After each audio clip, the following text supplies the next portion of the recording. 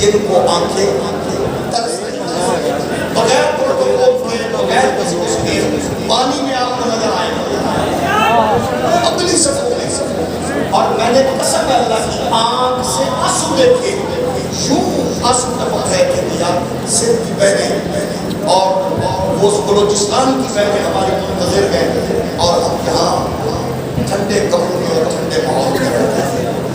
یہ اس تربیت کا، اس فکر کا اثر ہے. اللہ پاک اس فکر کو سلامت رکھے. اور اگلی بات سنیے، 2 دن کا ایمان ہوا ایک بڑے بندے کا. اچھا اس کی چیخیں اس کی نانی تک پہنچی، لیکن 8 مہینے تک ایک غیرت مند باپ کے بیٹے نے سورج کی کرن نہ دیکھی، اور اس کی مسکراہٹ نے لنڈے کے انگریزوں اور موم بتی آنٹیوں کے وجود پہ لرزہ طاری کر دیا کہ ہماری تربیت مال دولت اقتدار کے لیے نہیں سب نبوت کے دار.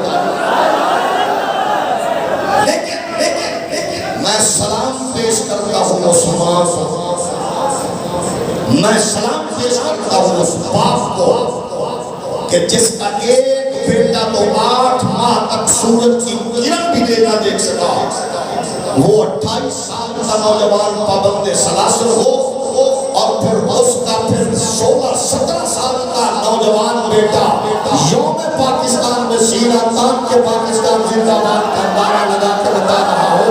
میری تربیت لنڈے کی انگریز اور مومبت کی آنٹی نے نہیں کی، سید اور صحابہ کی بطرانی نے بنانی. وہ نوجوان